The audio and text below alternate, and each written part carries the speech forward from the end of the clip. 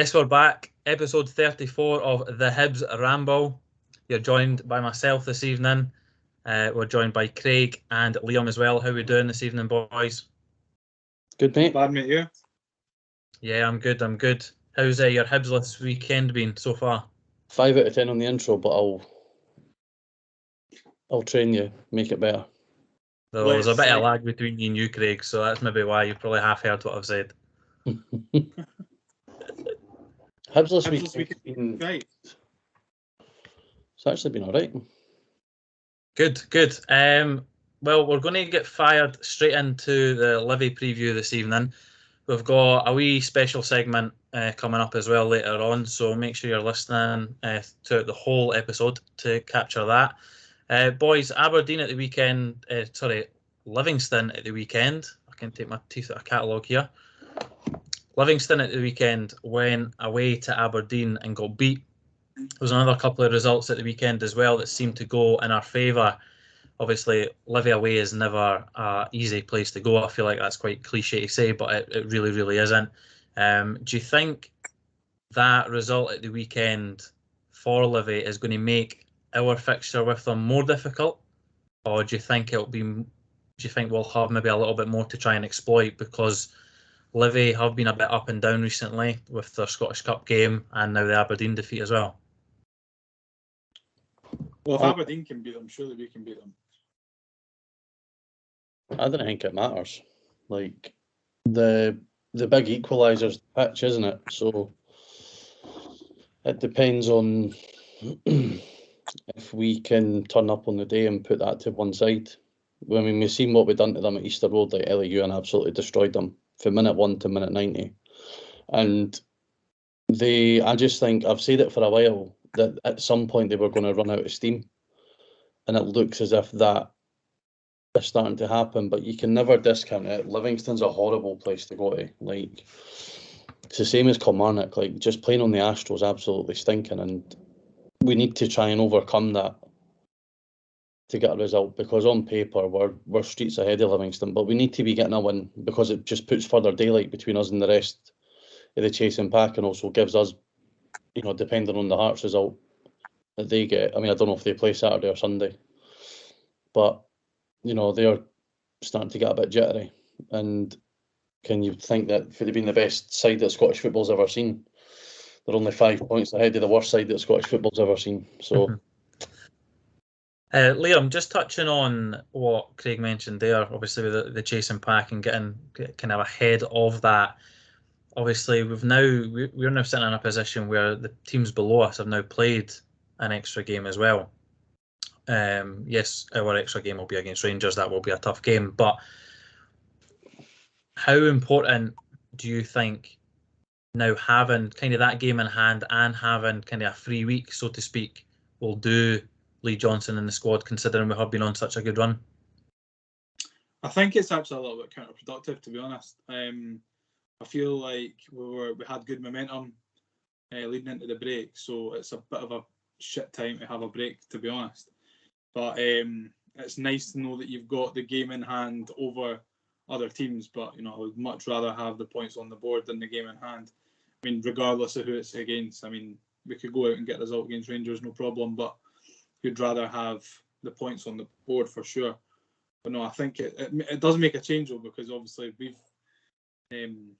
not had many games in hand over teams around us this season, so it does make a nice wee change. Yeah, and it does leave us quite tight in that middle part of the league as well, Craig.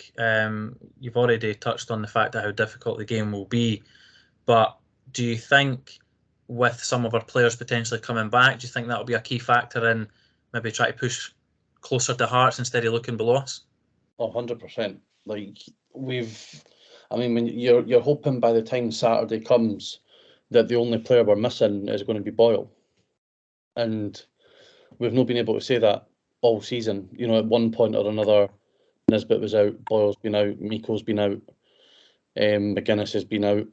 It'll be Rocky out as well, but the centre halves have shown in his and Porteous' absence that they're well enough to stand up to it.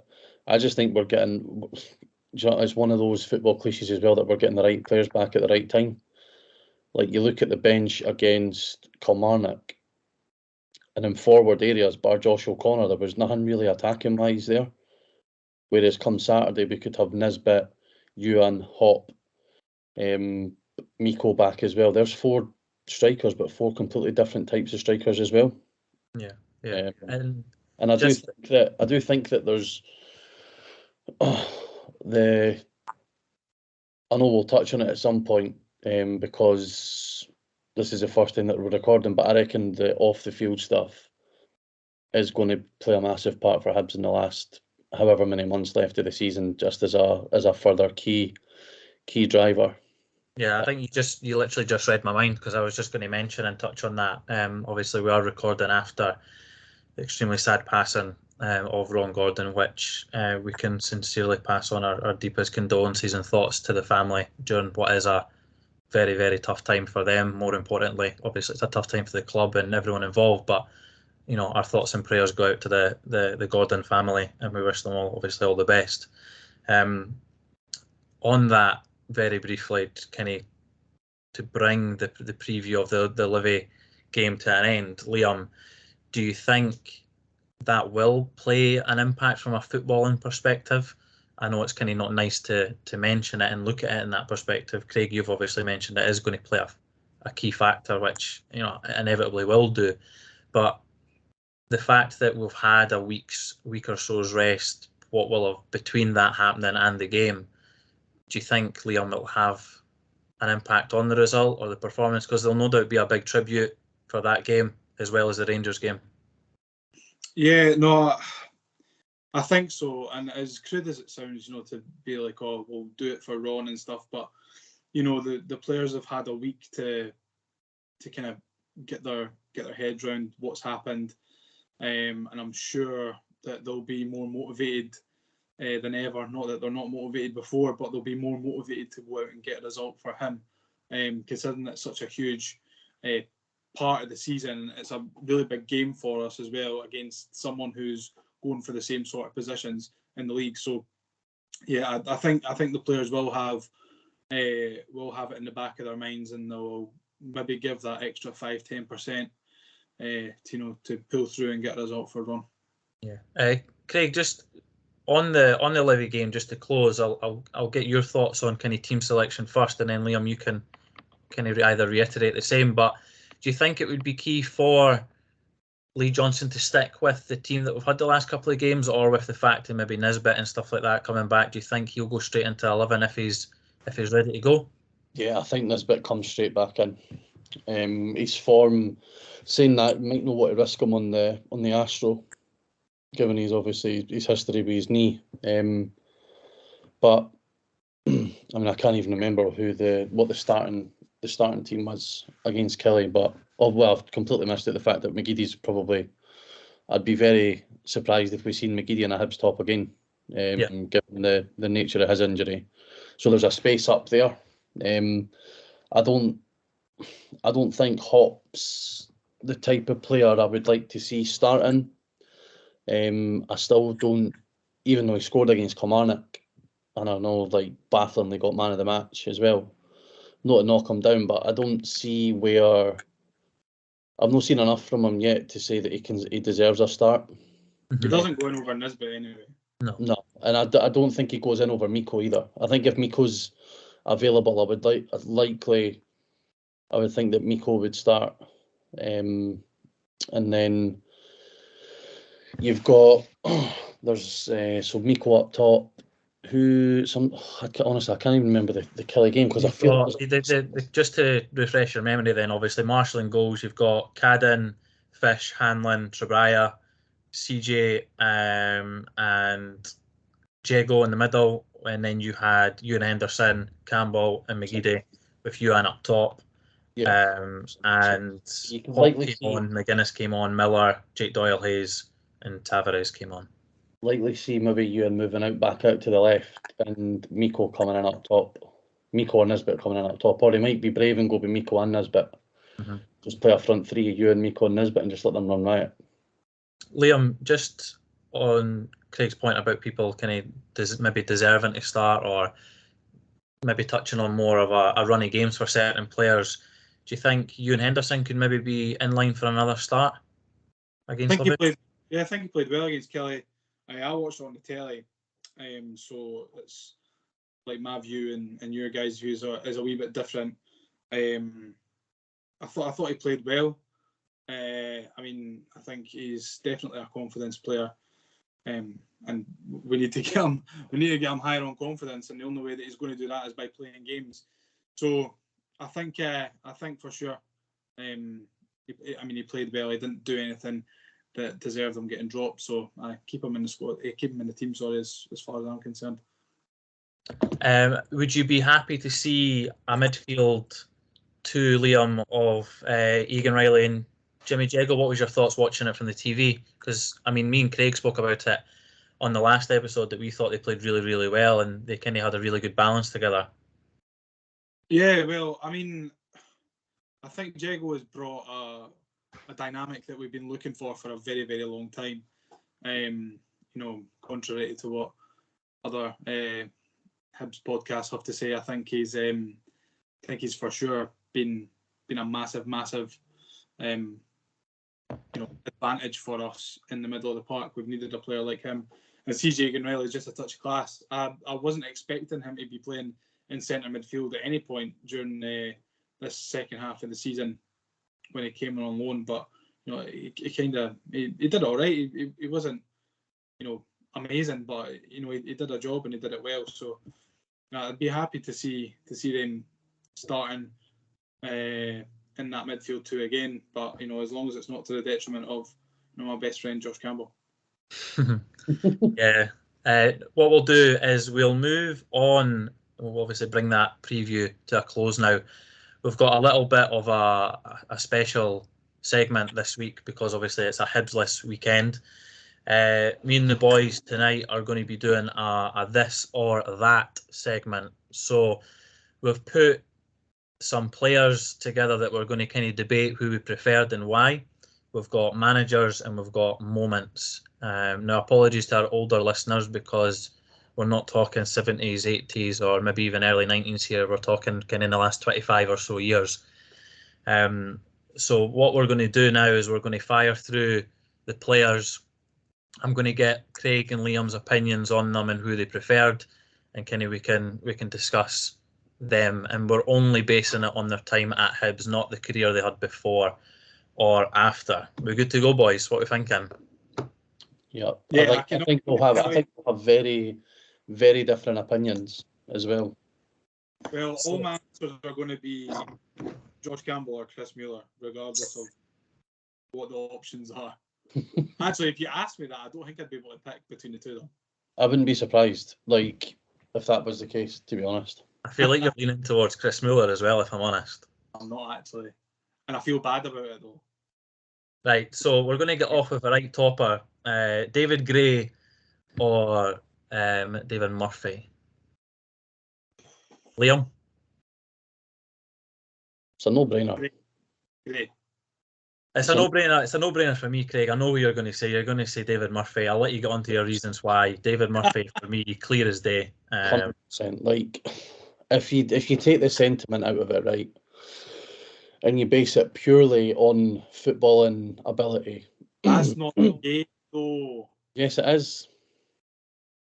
It's as a footballer, purely as a footballer, it would be David Murphy every day of the week. There's a reason why when even folk talk about it, these older ones who say about their all-time Hibs 11, when they've seen players like Eric Shadler and that David Murphy gets in their team. Murphy was just a class act. He was, and it was weird. When he first joined, we had 2 pre-season friendlies against Leeds and Cardiff, I think, and he was a trialist in one of them. And I remember when he was on the ball, and that folk were thinking, "This boy's massive. How is he? He can't be ready to play for us." And honestly, the ball must have came to about 300 foot in the air, and he just killed it stone dead. And everybody was like, "Aye, let's get this boy signed up." He was quality, and it's only a shame that obviously he had injuries that curtailed his career after it. However, that's not a slight on David Gray at all. I think history will be kinder to Gray out with just the Scottish Cup win, obviously because he was the captain as we made our way back from fucking depths of despair, really. And the fact that he's still involved in the club just now and likely has a job for life at the club only goes to show you the esteem that he'll be held in. But I think purely as a footballer, it's David Murphy for me. Don't worry, Liam. I think you're gonna have your point to argue on some of the other players coming up. But for me, clear as day, David Murphy. Clear as day. Right, okay. 2 cup winning centre halves. We've got Rob Jones or Darren McGregor. Liam, what are you thinking? McGregor, I think. He's just a pure man mountain, eh? I loved Rob Jones and I loved watching Rob Jones, but I don't know. There was just something about McGregor, Hibs fan. Was desperate to play for Hibs. That outpour emotion when we won the cup. I just don't think I can look past McGregor. Because you can maybe relate to him and just be a handsome man. Is that what it is, Liam? Eh? Can you just relate to him a wee bit more, just being a handsome man and you feel like he was living your dream? Listen, mate, us handsome guys got to stick together, so I'm picking Daz every day of the week. Craig? Wow, I'm surprised. Nah, I think Jones was quality. Like, don't get me wrong, Rob Jones was brilliant, but he was only at Hibs for what, 2 years, 2 and a bit, maybe 2.5. Like McGregor, again, I think as we just relate to him a bit more because he's a Hibs fan, and he obviously told Rangers a load of shite to get released to his contract so he could come and sign for us in the first place, and then just his performances throughout his tenure, I think had a bigger impact overall than what Jones did. As much as Rob Jones was a dominant centre half, and I know he still comes back to Easter Road and does bits and bobs, but it's really hard to look past one of your own in this instance. So I'd be McGregor for. I know you're probably different. I think you'd say Jones, I reckon. Yeah, you're right. I am looking past one of our own because I'm choosing Rob Jones, but I can't fault Darren McGregor. I love the man to bits. Easily the most handsome man I've ever seen at Easter Road, but that's another conversation. Right, okay. Liam, we spoke about this. We put it together initially before podcast, and this is one of the ones that you put together as well. Scott Brown or John McGinn? Craig, I'll let you kick this one off. And you've got to get straight in there. Let's go. Scott Brown.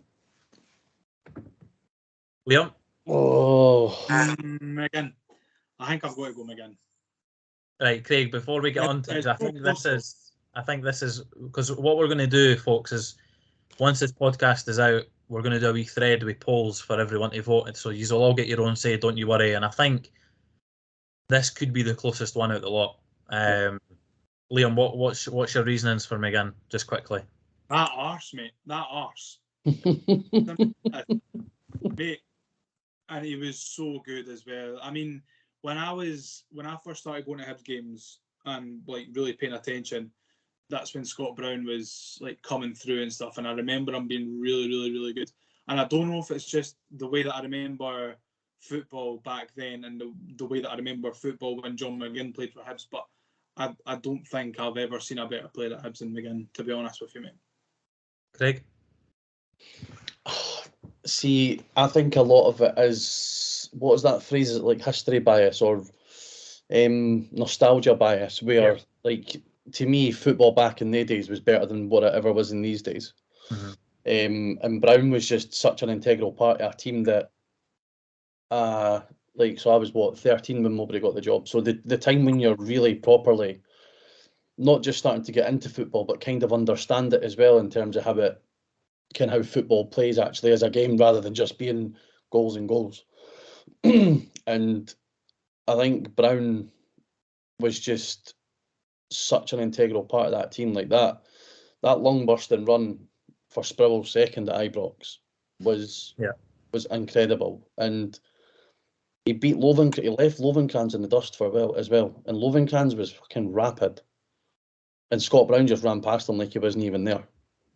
He done something similar at Celtic Park as well when we were in Liam's favourite kit, the yellow one, and got the goal. McGinn, for me, McGinn was surrounded by great players who made him better. Whereas I think in that team, Scott Brown stood Scott Brown could have stood out in any Hibs team regardless, aye. I think so, aye. Whereas, and I think as well with McGinn, 2 out of his 3 seasons were in the Championship. So that kind of influences it. But then he did do extremely well when we got promoted. So it's one of those ones. But I think it's close. Like, it's by the width of one of his arse cheeks.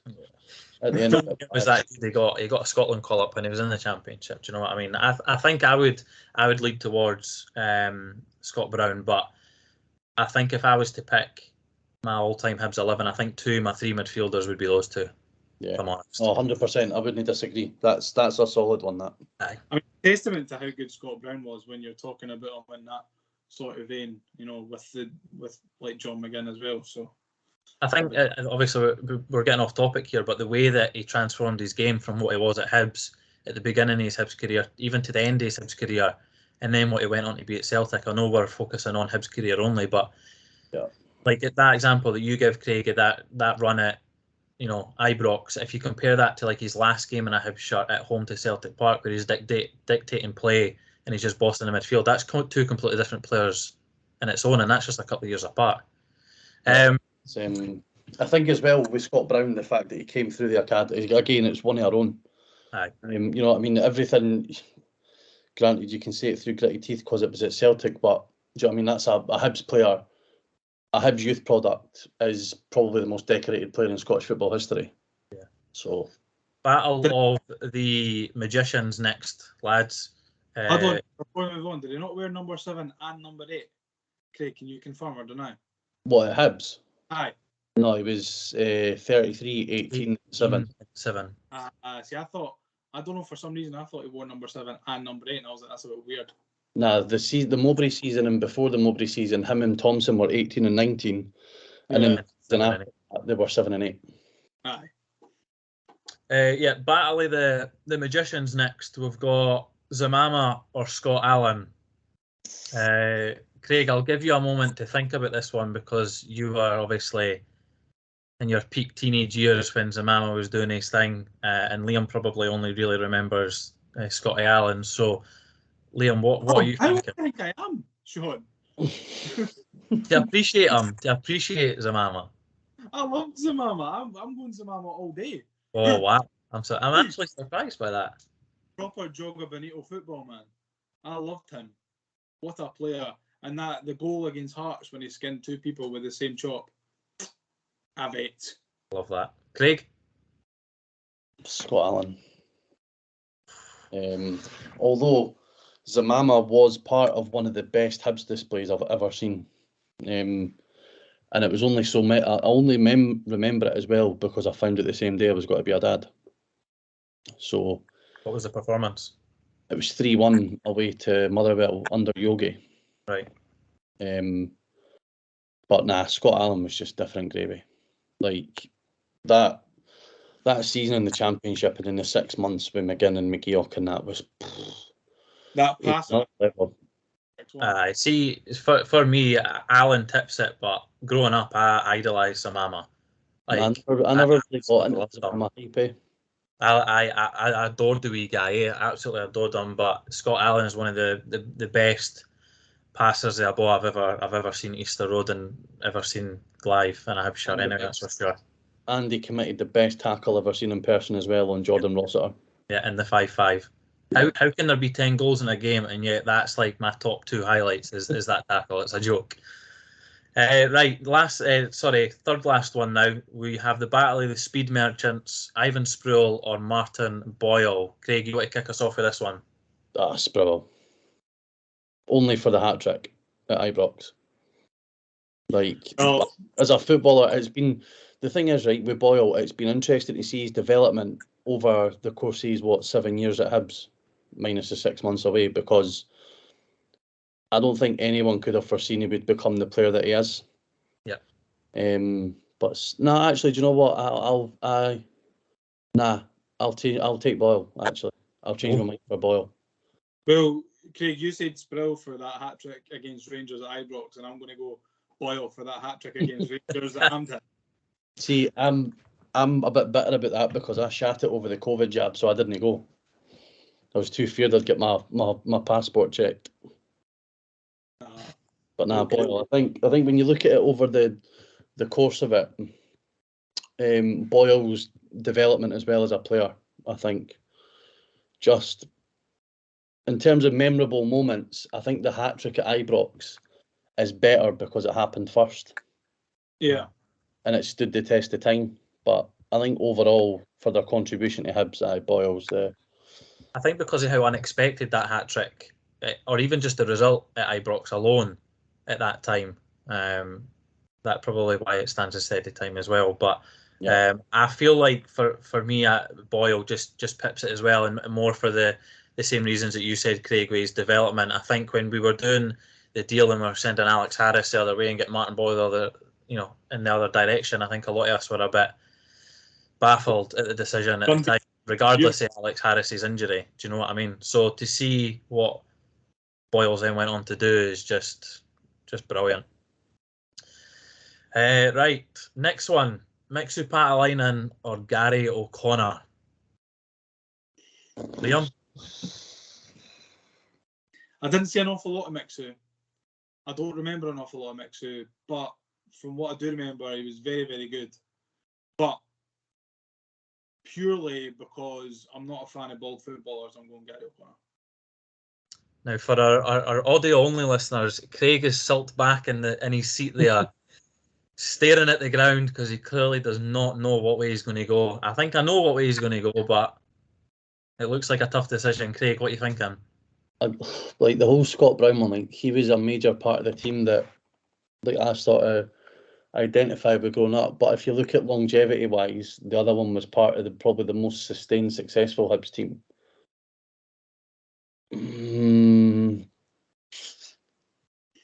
Mixer, but only just like it's a literal. I think for me, Gary O'Connor pips it, and it's probably more about just the age I was when he was coming through, and some of the stuff that he'd done. I mean, I paid one of my sister's birthdays to go to the Hibs game on my own, and it was the game where we were down to 10 men and Gary O'Connor scored the winner. So that'll live with me forever, because I tell you what, that was better than any birthday I've been to. The 6-2 game was just unbelievable. Like, I mean, it was the last like, sort of a big derby win in front of the old East and West stands. Like, there was just something special. There was just something special about it that night. And I know Mixu. The fact that we scored 6 goals.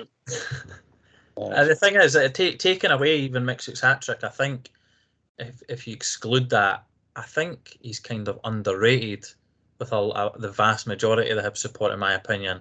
You know, when you hear Hibs fans talk about strikers and their favourite strikers and stuff, but Mixu's never in that conversation.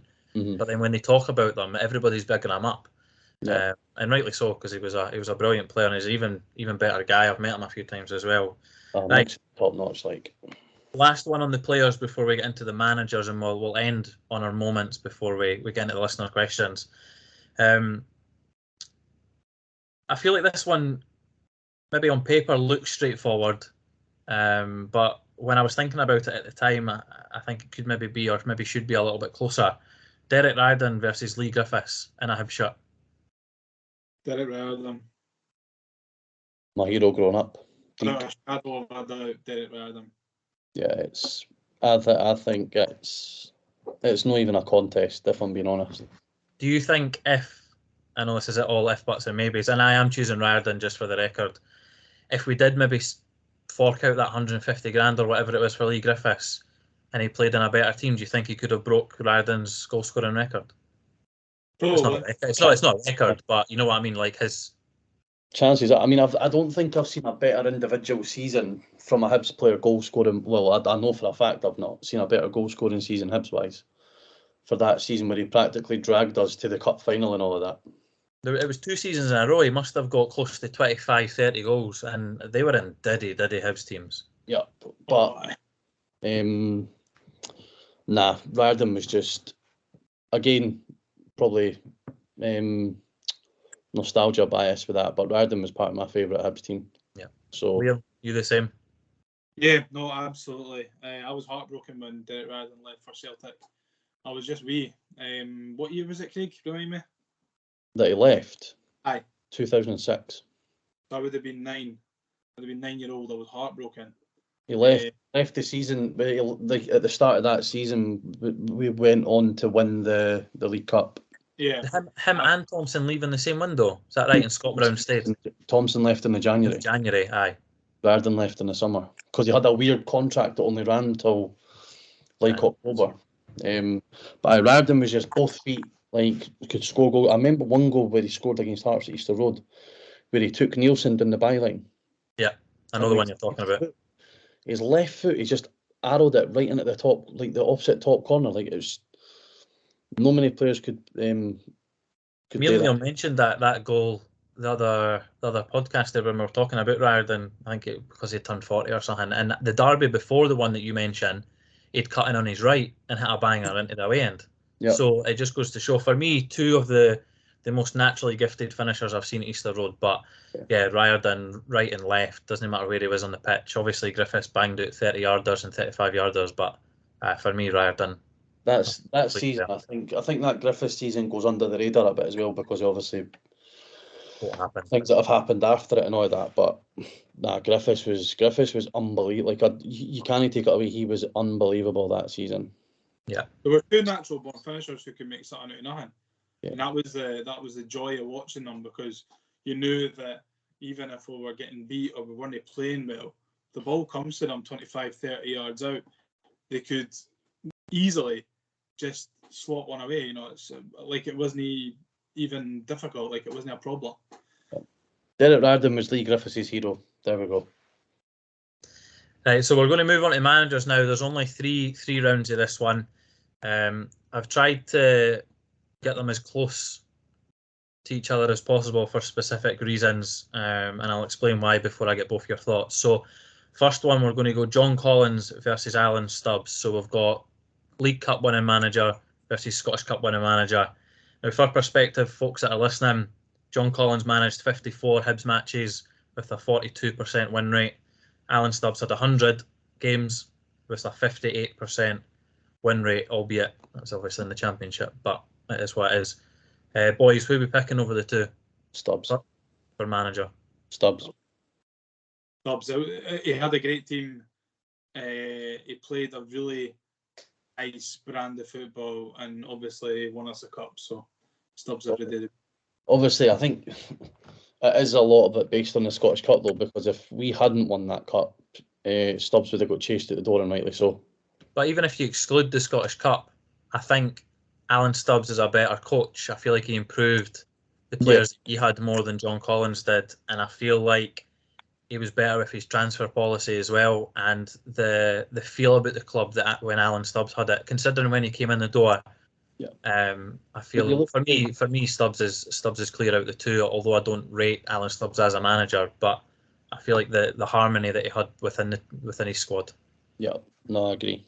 Whereas John Collins had all those stars and constantly show him his six pack. So right, next one. Leith, born and bred, big Yogi Hughes or Pat Fenlon. So Yogi Hughes managed us for 54 games as well, 35% win rate.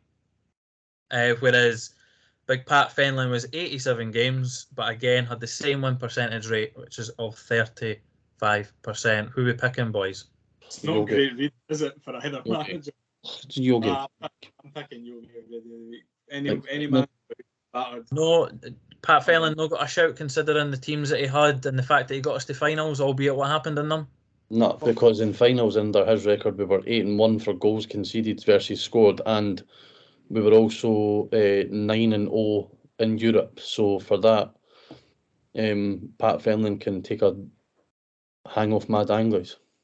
Do you feel like Yogi Hughes got it quite tight in regards to how it came to an end? No, because I think we look back on it now. Aye. The second half of that season, we finished fourth. We were absolutely honking. Like that culminated in the 6-6 game against Motherwell. Like for the second half of that season, we were absolutely shite. Yeah. Was that the January that Stokes got sold? No. No, Stokes went in the summer. Was it the summer? I remember Stokes going, and then no long after, we were absolutely horrendous under him as well. He went on the last day of the transfer window, and we got Daryl Duffy in to replace him. But Yogi also went away to Maribor and left Riordan and Stokes on the bench. So it's like picking what one of you two I'd rather find. And here with my missus, like at a push, I'd probably go Shaun because you're a gentle, nice lad. So you, Shaun's the Yogi, Liam's the Fenlon. By the way, I'll take that every day of the week. And by the way, I'm picking Yogi as well. Right, last one. Going for sentimental value kind of here as well, albeit I included Stubbs in the previous one. Tony Mowbray versus Neil Lennon. Tony Mowbray had 108 games as Hibs manager, 48% win rate. Neil Lennon, 123 games with a 47% win rate, but again, obviously some of that was in the Championship, and a lot of it, in my opinion, is clouded for his 6-month spell. Lennon's got a lower win rate, having also had a season in the Championship. 123 games, 47%, 1% less, and just under 20 games less. Mowbray for me, like that's like I said, I think like a lot of Lennon's tenure is clouded by that 6-month spell where everything just clicked. Mowbray's streets ahead, like that's still my favourite Hibs team and probably will be. In terms of, obviously the favourite team ever will be the team that won the cup. But in terms of a period of football that I'll look back on, I'll always look back fondly on the Mowbray tenure. What do you look back on more fondly, that Mowbray tenure or the 6 months under Lennon when we were beating big teams and getting big results? Mowbray, only because we've been in the shits under Bobby Williamson, and then we were going to places like Ibrox, Celtic Park, and not only like sneaking a win, like we were going there and dominating them. I remember a game we played Christmas time-ish. We got beat at Celtic Park, like we lost 2-1, but we were fucking unreal that day. Like Hibs were genuinely unbelievable that day, and we then go to Ibrox the following season and win 3-0 twice in a row. Like that same season, the following fixture at Parkhead was the 3-1 game where like Helicopter Sunday kind of started to come about. So the Mowbray tenure for me. No, get me wrong, like that Lennon spell was quality, but doesn't touch the sides of Mowbray's. Liam? No, I completely agree. Although it was very fun to be a Hibs fan that last 6 months. Yeah. No, that 6 months, sorry, not the last 6 months. I think the football that we played under Tony Mowbray, and obviously the results that you've just mentioned, Craig, I don't think it's really any contest, to be honest. That's the Mowbray team is when I started to fall in love with Hibs properly, instead of being forced to go by my dad. That's when I started to want back. I will say though, if Lennon hadn't have arsed it at Tynecastle, I reckon his tenure would have went completely differently overall. Yeah, I agree. I reckon we would have finished second that season. And if Jamie McLaren didn't miss the penalty away to Aberdeen. Yep. Yeah. I completely agree. Is a lot of, in my opinion, my most recent fondest memories are under Lennon, for obvious reasons, and the European trip and stuff like that as well. But yeah, Mowbray's clear for me. Same as Liam, made me fall in love with Hibs at a whole other level. Like that. Remember the 4-4 game we got? 4-4 game with Dundee. Folk were coming away going, "What a game of football that was!" Yeah. Like they couldn't. Like folk were actually applauding the team off the park, given that we were 4-1 up, and ended up drawing. Like it was weird. It was mental, but it was so enjoyable. Right, so on to moments now. Again, apologies to the listeners. We just kind of fired this together, tried to keep it as relevant as possible to, recent events more than anything else. So we're going to kick us off with there's two recent victories at Ibrox. We've got a 3-2 and a 2-1. Both were under Neil Lennon. The 3-2 came the season after we got promoted, so it was the first time we'd faced Rangers after the Scottish Cup win. And the 2-1 was just after we'd signed Scott Allen again. We had a depleted team, plenty of injuries, and it was the McLaren penalty. I don't know if either of you were there. I was at the 3-2 game. I certainly was at both of them, so I'll give you my opinion at the end. But what out of those two are you picking as a better better result? 3-2. Yeah, I'm going 3-2 purely because I managed to watch the game on a Facebook live stream on the Broxy Bear Rangers fan supporter page on Facebook. It was about 5 minutes behind, and I didn't watch the other one because I couldn't manage to get a stream. So I was watching Sky Sports News with Jeff Stelling and that, watching the scores come through. So I'm picking the Slivka game. Aye, Slivka game for me. It's like you say, Shaun, it was the first time we played them since we came back up, and it was like we were Celtic for the day. Yeah. Like, way that I'd managed to get a ticket at 8 o'clock on the Friday night, so I had to make my own way through there. So train through subway to Ibrox and all that, and it was just, the atmosphere in the air was horrible. Like, I've never been or seen the Hibs end get pelted with so much. Yeah. Cups of piss and pies and coins, bottles throughout the whole game. And the fact that it was Stokes going back there as well. Ryan Jack got sent off for absolutely nothing. Lennon turning around, giving it the get it up you to the main stand. Slivka scoring the volley. It was just quality. Yeah, I completely agree. Pretty much for all the same reasons as you, Craig. I travelled through on my own as well. It's one of my best mates' wedding that day. But I went to the game first, so on my own, because obviously none of my mates were going. So I went to the game on my own. It was actually the first time I'd went to an away game on my own at that time as well, and there was no way I was missing it. First game against them after winning the cup, and you could tell, like Craig said, you could feel in the air that it was going to be toxic, and it was going to be one of these games where you're actually concerned for yourself in that corner, and it's the first time I've ever felt like that in that wee corner at Ibrox. So I completely agree. Next one, Liam, this is one that you suggested, and again we're just talking about kind of the enjoyment of the game. So we'll fire through these and go into the listeners' questions. The 2-2 at Ibrox, or the 3-1 at Easter Road against Hearts. So obviously the 3-1. What? 2-2 at Tiny, you mean? Sorry, is that what I said? No, you said Ibrox. I'm too busy still dreaming about that 3-2 victory at Ibrox. The 2-2 at Tiny, sorry. So the Paul Hanlon game, or the, what do you want to call it, Jason Cummins, the Grant Holt, Andrew Shinnie 3-1 the season after. That 3-1 was superb. It was a brilliant game, and we absolutely pumped them. But I think the 2-2 lives more happily in my memory, just because of what we went on to do. Also, I thought we played really, really well that game, even when we were 2-0 down. So, and it felt like that Hibs team had the bite, and it had the character to go the distance. And obviously it did, because we did go the distance, and we ended up winning the cup. But I went absolutely kenko away when Paul Hanlon scored. Absolutely mental. It was unreal. Quality scenes. Craig? Aye. Only game I've ever celebrated the goal and ended up in the row behind. So it may be controversial, but I'm going to pick a victory against Hearts, considering the other one's a draw, and considering we're not looking about what happened afterwards. But for me, the 3-1, I'm going for the 3-1, because I went into that game knowing that we were going to win, and knowing that we could potentially give them a pumping.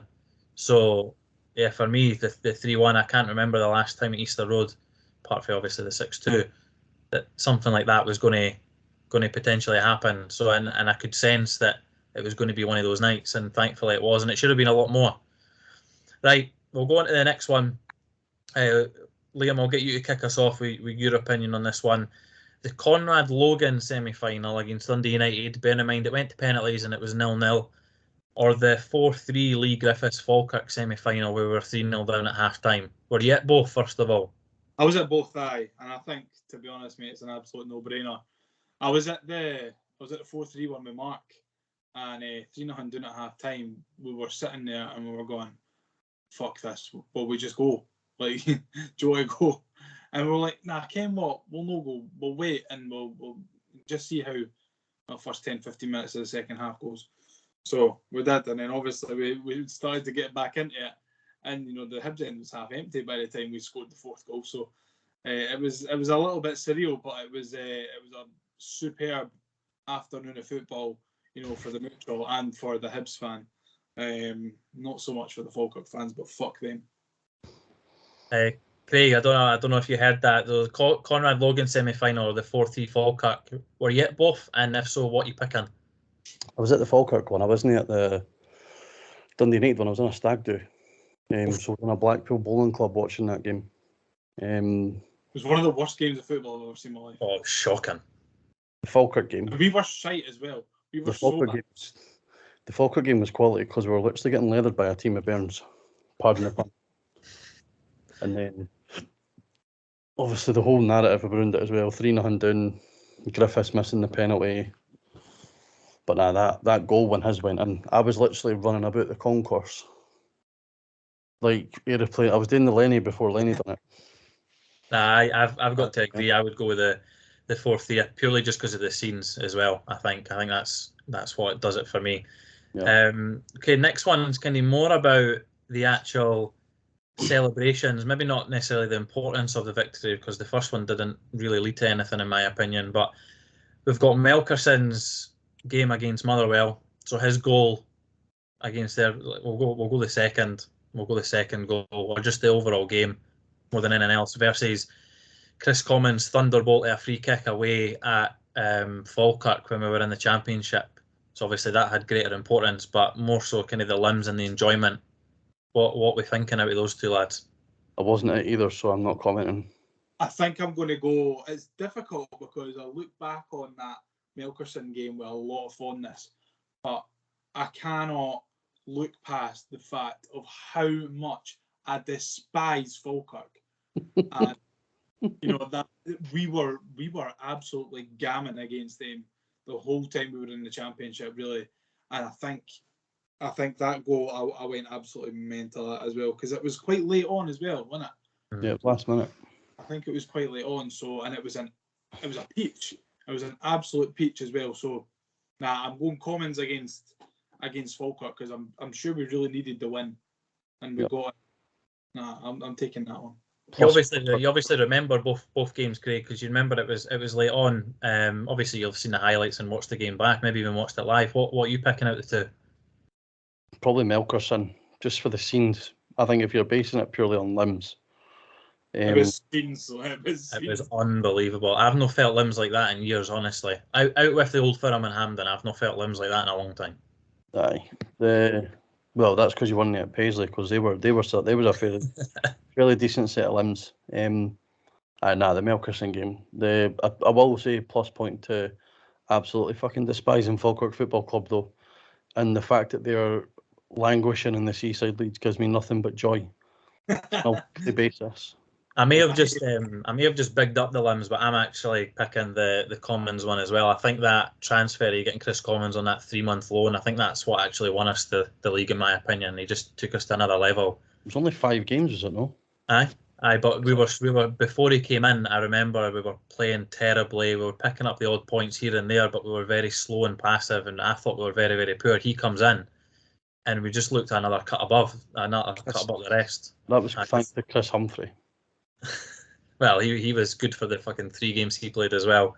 But that Thunderbolt will live with me for a long time. I think I was like 5 rows up. I was very close to Mum and Dad at the game and that as well. And we ended up right at the front row afterwards. It was absolute scenes as well. So absolutely loved that day. I was right front, like Ken at Falkirk when you it's not on ground level. It's kind of raised a bit the front row. Yeah. So I went over the fence. I was right at the front. I didn't realise how big a drop it was as well. So I kind of shat myself. I was like, fucking hell, where's the ground? But no, that was quality, man. Absolutely brilliant. Speaking of away games that we love, we're going to finish on a Derby v Derby. We're going to go the Daryl Horgan Derby versus the Martin Boyle Derby. Were we at them both? And if so, what we thinking? I wasn't at either. Horgan was the first one, eh? You can go first then. Horgan first. Bearing in mind, Horgan was 2-1, whereas Martin Boyle was 2 early goals. I think the Horgan one purely because it was Alfie's first time at Tynecastle. So, and then by the Boyle game, he'd only been to Tynecastle twice. Yeah. he'd seen 2 victories, but the Horgan Horgan's second goal was unbelievable as well. I watched that back, and you can hear Daryl shouting for it for Stevie. You can hear him scream it. It's unbelievable. I love it. Brilliant. You hear the metal bar of the net. Like it's like a split second before the Hibs crowd goes mad. So no, I think for sentimental reasons, because it was my laddie's first time at Tynecastle, I'll go the Horgan. Liam? I watched both games in the Harpen Castle, and I think I'm going to go the Horgan one, because we were 1-0 down as well, and the Horgan one. That was a good day. The Martin Boyle one was brilliant, but I think coming from behind, it just hits a little bit different than going 2-0 up. The Boyle one as well was Boxing Day, so it was kind of like I was hungover. Whereas the Horgan one was like, that was the birth of the Hecky, almost like the main birth of the Heckies at the Wheel song. Yeah, it was just quality. So for me, I'm picking the Horgan derby as well, but that doesn't kind of do the Boyle derby justice, I don't think, either, because I think that was at the end of the game. That's when we were singing about them going down. They were on a terrible run of form, and ultimately they did get relegated, not demoted, relegated. All thanks to that performance by Martin Boyle. But for me, the Horgan derby, I think we actually played really well in the whole game, whereas the Martin Boyle derby, we scored those 2 early goals in the first half, and then we just kind of seemed to sit in. Yeah, it was quite shy. Did not like it, and considering it tiny, I was at the start of the game, I was in the 5th row for both of them. Obviously, after we scored the second goal in both of them, I ended up in the front row. But it's not pleasant to watch, so I didn't enjoy the second half of the Boyle derby, whereas the Horgan one just seemed to be on a whole other level. And I mean, I can't not pick the Horgan derby, considering my screensaver on my phone is me in the celebrations, Horgan on his knees, and Stevenson walking away from me after coming head to head with me after the celebration. So by far, clearing away Horgan derby. Right, boys, thanks so much for that. Loved that. Hopefully we get to do that again in the future, but maybe some other selections instead. What we're going to do to wrap up now, we're going to end on everyone's favourite, the listener questions. Now it's time to answer the Hibs Ramble listener questions. Now, boys, we're obviously going to start off with what we start off with every week when we do the listener questions. So what have you had for dinner? This is a 2-parter for John as well, but we'll get the dinner out the road first. Okay, do you want to go first? I had Red Box cheesy pasta. Oh, that's it. Wow. Oh, what a dinner, by the way. And let me just... Not just one box either. Oh, wow. How many boxes did you have? 2. Well, I say 2 boxes. Emma had about half of it. So I had 3/4 of 2 boxes. That's about a portion for about 7 people. I was eating it for about 40 minutes, honestly.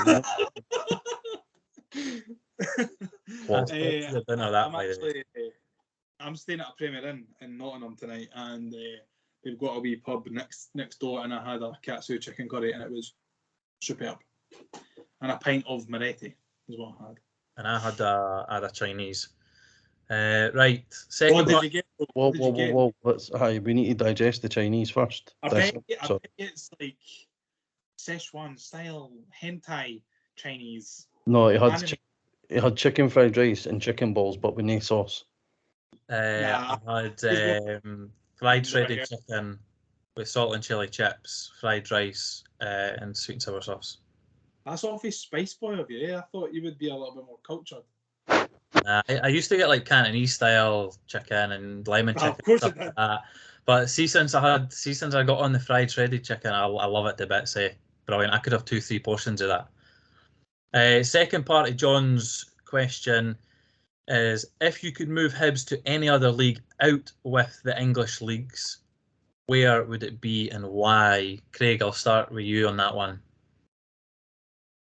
Well, maybe I'll know because you're muted. So Liam, I'll start with you. I think I'm going to go with MLS because of that Footy Scran page on Twitter. Because all the Scran in the MLS looks absolutely buzzing. Craig? The Irish Premier League, so back home. Sake. That's what I was going to go with. So we can go back home. 150th anniversary. Secondment to the Irish League. I'll go with the Dutch League then instead. Dutch Premier League, the Eredivisie. Why? Right. Why? No real reason. Good couple of away days. Plenty good atmospheres. Stadiums are always packed. I think they're normally near the top of the capacity. What is it? Fucking stadium. What do you call it? The capacity by population or something, by capita, whatever it's called. I don't know what I'm actually trying to say there, but you get the gist. They're always near the top, and Scotland are always top. So, I'll go with the Eredivisie. Billy's question: favourite album, video game, TV show, and film. So we'll start with. That's a loaded question. We'll work our way back, right? So we'll go with favourite film first.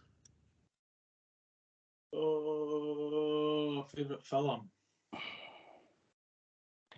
I tell you what, I'm going to go with Tobey Maguire, Spider-Man, the original Spider-Man. Wow. Okay. The Christian Bale Batman trilogy, I think. One What's film. your favourite? What one's your favourite of the lot? Well, the second one, The Dark Knight. Good choice. Oh, seriously? I'll go with something a bit different. I'll go with The Shawshank Redemption. Oh, couldn't you? Shock. Right, favourite TV show. I'll kick you off. My favourite of all time is Lost, and it will never be beaten. It's up there, and it's the GOAT. Won't be told otherwise. So, what's your favourite TV show, Liam? The Office, USA. Craig? Breaking Bad. Breaking Bad's up there, like that's for sure. Video game. Mine's is Football Manager because I'm not the gamer in my relationship. Football Manager is the only thing I would play. So, Craig? Probably say for Football Manager is the only constant. Yeah. Say. Liam? I'm going to go Warzone. Original though, OG Warzone. Yeah, Verdansk Warzone. Yeah. No, this pish that we get served up now. Oh, just because you're shite at it, Craig. Yeah, I am. Make no bones about it. Didn't give Isn't that when you were shite at Verdansk and I helped you? Right, the last one of this four-parter. Favourite album. Quite curious to know what your favourite albums is because I feel like you can tell a lot by someone's album taste. I'm probably not setting myself up very well by saying that to start off with, but Liam, what's your favourite album? Yours will be like BTS or something, eh? You're actually spot on, mate. I'm not even kidding. 100% not even kidding. Not beating around the bush. I don't even know what BTS is. It's a Korean band. Of course it is. I'm going to go Modern Vampires of the City by Vampire Weekend. Wow. Don't even know who that is. I'm going to go by The Bright Skies. Who the fuck are they? Can you name an album? The McClendon Chronicles. Nah, Liam, you were right. You're spot on with me. It is actually BTS. I'm not even kidding. I think, on his all serious note, Eminem, probably about 2003. Like being 12-year-old and hearing that music and singing along to it made you feel like a fucking badass. I will agree with you. If I was to go with a non-Korean band, my top would be Eminem's Curtain Call, 100%. That's a great album. It doesn't count. What? Curtain Call? Curtain Call's like a greatest hits album. It's still an album, mate. It doesn't count. It's a greatest hits album. All right. Well, I'll pick any of the other ones then. The Marshall Mathers LP, the first one. There you go. That'll do. There you go. You can't select a greatest hits album how it works. But no, I will not be linking you up to any BTS albums before we go any further, that's for sure. Lorenzo will know all about that. Hit me up, Lorenzo. Main man. Right, next question. Kev Wilson's. If you had to support any other Scottish club, who would it be and why? And yes, Craig, we are taking an answer for that. It would be Glasgow Celtic because they are our little cousins and they are very successful. Yeah. I was actually talking about this the other day to someone at my work, and I think it would be Dunfermline. That's my answer as well. Yeah, mine would have been Probably Dunfermline. like a serious answer. I'd probably say Edinburgh City, only because it's the next closest one. The next part of Kev's question was any bucket list sporting events you'd like to attend. I'd like to attend Wimbledon at some point. Unfortunately, I'm not going to see Andy Murray, but I'd like to attend Wimbledon. WrestleMania for me. Women's beach volleyball World Cup. Probably the Super Bowl, to be honest. Does WrestleMania count? Yeah, it's a sporting event. 100% it counts. I just had that. WrestleMania would be unbelievable. I'd like to see the Super Bowl, but then also if Tyson Fury fought Alexander Usyk, I'd like to go and see that as well. But that's hypothetical. Super Bowl would be a close second for me, though, I think. Super Bowl's great. Weirdos. Anyway. Like Dino has sent in the BTS, don't even fucking go there. we like what we like. That's what it is. I'm not judging you. I'm just calling you weirdos. Right, if you could sign any marquee player until the end of the season, who would it be and why? He does say at the end that obviously they would need to be out of contract now, but we're not really going to know who's going to be out of contract, so we'll actually just answer it without the contract situation. One marquee player between now and the end of the season, any player in the world, who are you taking, Craig? Does it have to be realistic? No, because he's not asked for it to be realistic, so we're not getting him a realistic one. Kvicha Kvaratskhelia. What a player, by the way. Napoli number 77. I was going to go Osherman. Well, Osherman. So. There's only one person I want to bring to Hibs, and I want to bring him home. Chris Muller. I'm not taking Chris Muller. Bring the money badger home, baby. Hashtag BTB. Kane has asked us if we would all share a McPlant, and I would just like to go on record and say that the Ramble will not be sharing any form of food with anyone, because all three of us, even Mark included, we all like our scran, and it certainly would not be a McPlant that we would be sharing anyway. Yep, and we'll just they are individuals that buy one item of food to share publicly amongst 3 or 4 people. I still can't believe you said that on the Spaces, man. That was so funny. You know. Right, James has fired in a question saying thoughts on these new cups in the women's game with the penalty shootouts after draws. Now, we'll answer that first because there is a second part to that question. As someone that's been involved in the women's game, I actually think it's an absolute farce that in the league game they're then dictating a capital cup or whatever you want to call it. I think it's just ridiculous, if I'm honest. Just do it at the end of the season or the beginning of the season as a cut and razor or something. Don't, considering the last 2 games of them being ended as a draw and then they've done this stupid. I think it's ridiculous. Yeah. Absolute farce, in my opinion. Tinpot. Very tinpot. And I think it actually devalues what they're trying to do with the women's game as well. Yeah, unfortunately. If they got drawn against each other in a cup competition, then do it. Like what the Calcutta Cup is for Scotland and England in the Six Nations. But nah, not in a league game. Like penalties after a league game is tinpot. Like absolutely tinpot. Yeah. Agreed. The second part of the question is, what would you like? Well, would you like to see something like that if, we scrap draws? So, for example, you get rid of a draw completely. If it comes to an end in a draw, you then go to penalties for the 3 points. Would you like to see something like that? Yep. No. Yep. I love penalty shootouts. I think that's a bit tinpot for a cup. Like for a cup that doesn't mean anything. But for the 3 points at the end there, a draw, absolutely. Send it to penalty shootouts, man. So it finishes 1-1 at the Tony Mac on Saturday. Liam, you'd like it to go to penalties? Yeah, but do it MLS 90s style. What, a 5-second chance to the halfway line? Yeah. do that style. Absolutely. No, I'd be fully behind that. Right, couple of questions to go to end this, boys. So Should we limit, it's a question for Alan, sorry, should we limit the tickets we give to Rangers when we play them in a little over a week? I don't actually know. I'd assume they're getting the full stand like they always do. I don't think it's been announced or anything, but should we be looking to limit their tickets in any way? Yep. Yes. 1,000,000%. We should be giving them the bare minimum by stadium requirement. Absolutely. Like, the less of the rancid, horrible bastards we can have in the stadium as much as possible. Do you think, I don't know when the tickets went on sale for Rangers, but obviously it's plenty of time between the sad events that have taken place recently and the game coming up.